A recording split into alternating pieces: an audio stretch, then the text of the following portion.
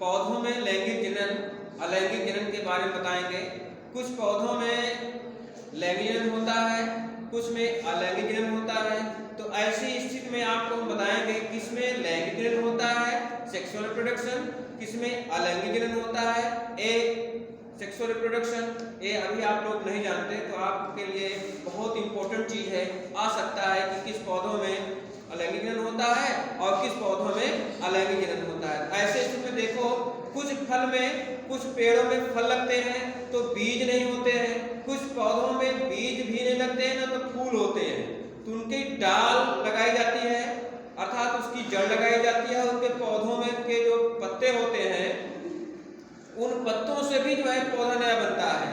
ठीक, तो जिनमें बीज नहीं लगते हैं तो उनमें अलैंगिक जनन होता है। जैसे हम मान लेते हैं गुड़हल, गुलाब, इनमें फूल तो लगते हैं लेकिन बीज नहीं होते हैं। तो ऐसी इनका तना काट के लगाया जाए तो लग जाता है, तो यह क्या हो कहलाएगा, अलैंगिक जनन। ये कलम विधि है, अलैंगिक जनन के अंतर्गत आएगा।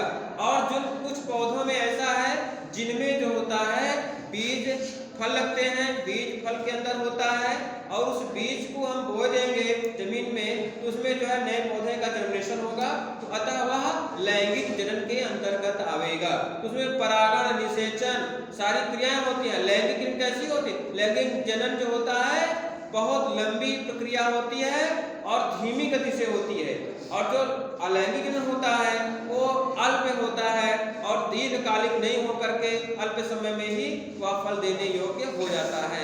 लैंगिक जनन, अलैंगिक जनन, हमने आपको बताया लैंगिक जनन और अलैंगिक जनन। फिर से समझ लीजिए, अलैंगिक जनन मीन्स होता है, अलैंगिक जनन ऐसे पौधों में होता है जिनमें बीज नहीं लगते। जैसे आप आलू बोते हो ना, आलू को काटते, आलू को कभी बीज नहीं होता है तो उसका कंद होता है, जो कंद काट कर लगाते हैं तो वह क्या हुआ, अलैंगिक जनन के अंतर्गत आएगा। और कुछ ऐसे बीज होते हैं जैसे सरसों है, मटर है, इसका बीज बोते हैं तो ये क्या हो जाएगा, लैंगिक जनन के अंतर्गत आएगा।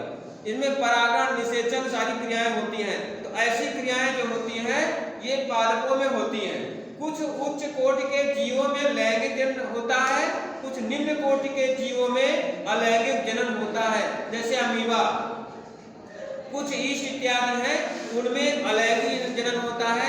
अमीबा को यदि हम काट देते हैं तो उनमें प्रत्येक टुकड़े में अगर यदि केंद्रक होता है तो नया जो है अमीबा बनकर तैयार हो जाएगा। ये अलैंगिक जनन की प्रक्रिया के अंतर्गत आवेगा।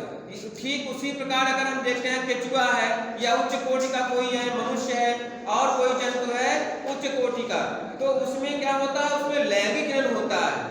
ठीक है ना, ऐसी स्थिति जो होती है लैंगिक जनन, अलैंगिक जनन। लैंगिक जनन प्रक्रिया बहुत ज्यादा दिनों तक चलती है, अर्थात धीमी गति से होने वाली लंबी प्रक्रिया होती है। और इसमें लैंगिक जनन में इसमें जनकों का लक्षण संतानों में पूर्ण परिलक्षित नहीं होता है, जबकि अलैंगिक जनन में जनकों का पूर्ण लक्षण संतानों में परिलक्षित होता है।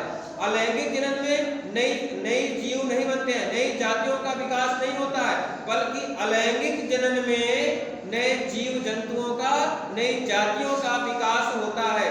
क्योंकि उसमें अलैंगिक जनन में, लैंगिक जनन में दो युग्मक की आवश्यकता होती है, मेल और फीमेल की, और अलैंगिक जनन में दो युग्मकों की आवश्यकता नहीं होती है, केवल एक ही जनक की आवश्यकता होती है।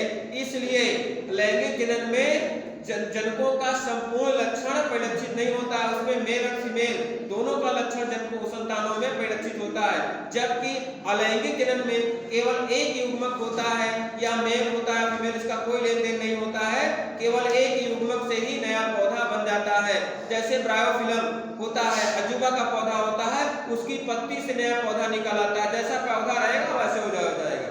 आलू जो होती है, जो का नाम होता है उसका 4G है, G4 इत्यादि ना, तो उसको